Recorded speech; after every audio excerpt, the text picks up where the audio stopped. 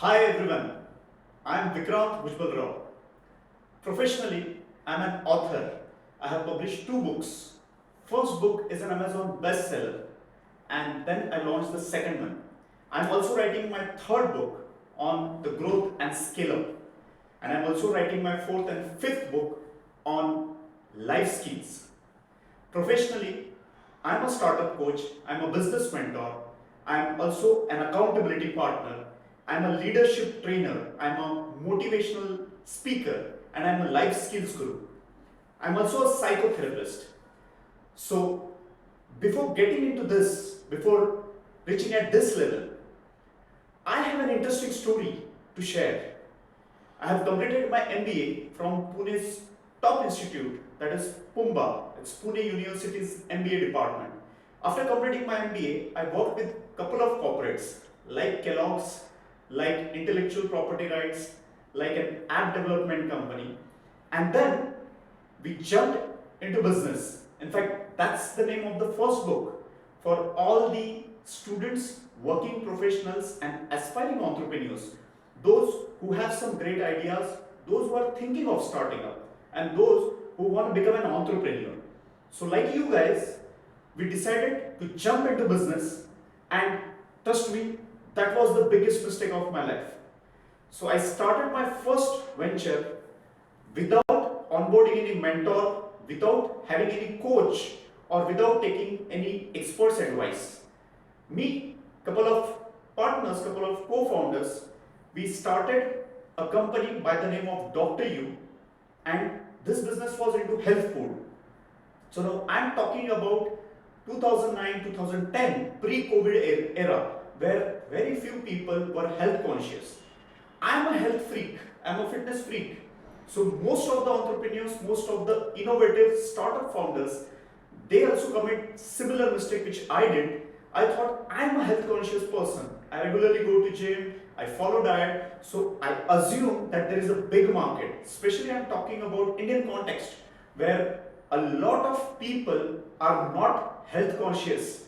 In fact, if they go outside for food, then they will definitely go for a tasty cuisines. So we come up with this idea called as Dr. U, the health food chain. And 4 to 5 years, we were three co-founders, we hired a lot of people, we fired a lot of people, we have onboarded investors, we have seen a lot of ups and downs for next 4 to 5 years. We have tried our level best, but unfortunately, we failed. We failed abruptly, losing 5 crucial years of my life. I remember I was around 27 years old, and the energy, the enthusiasm, the money, the backup, the family support, everything was in sync. But we failed. We failed because of a lot of reasons which I'm going to share with you. But then, when we closed the business, when we stopped the business, the situation was like I was responsible for my family because my father was retired. So I had a small daughter. So there were a hell lot of pressures. There were liabilities, there were loans, and I was like completely stuck. I was so stuck that I started feeling suicidal. कि यार इतना अच्छा business idea था, इतना अच्छा concept था, अब क्या करना है, how to take it to the next level. So I was back to jobs. I worked again with some IT company traveling pan India, working under a lot of bosses, meeting with thousands of people. In the process, I got to know that a lot of engineering colleges, a lot of MBA colleges, a lot of startup forums, they have started inviting me to share my story. Now, this is interesting. When the first time I got an invite from an engineering college, I said, I failed in my business. Why do you want me to come and guide to your engineering students? So he said that the failure taught you a lot of lessons, and we want to know how you dared to start your own business and what are the lessons. So that's how I started realizing that my story connects with a lot of people who are like me, who are like first generation entrepreneurs. They have never been into business, their family never been into business, so there's no one who is guiding them. So people started connecting with me, and that's how a lot of engineering MBA colleges started inviting me as a keynote speaker, as a panelist, to share my views, my thoughts, and my story about what it takes to become an entrepreneur. What are the do's and what are the don'ts? So that's how I have discovered that there is this field called as training, coaching and mentoring. In the process, I worked with a couple of corporates more, traveling pan-India and meeting with a lot of people. But my kida of business person, that entrepreneurship zeal was within me. So somehow the destiny, the universe was playing this game and I was getting regularly invited to deliver a talk. May it be the startup forums as a panelist, may it be a keynote speaker for some networking groups, may it be a trainer or a speaker. And that's how I got to know that this can also be a business. So I started doing the research, I started working with people who are already doing great. So there is Mr. Sandeep Maheshwariji, Dr. Vivek Bindraji. I started working with Dr. Manish Gupta, who is one of my mentor, one of my guru, under whom I have actually studied what it takes to start your own training, coaching and mentoring business. And then the interesting story is, the interesting context of my story is, I was working with this Chrysalis business solution, and to sell the business coaching program, I approached to one of my friend who was also an entrepreneur running a very good IT company in Pune, which is an iOS and Android app development company, targeting to the global clients. I tried to pitch my product and he offered me a job. They started an initiative by the name of 111 Startups, 111 Startups. This initiative was to empower tech startups which are innovative products, app-based, platform-based, LMS, anything into tech, core tech, robotics, IoT, AI, VR.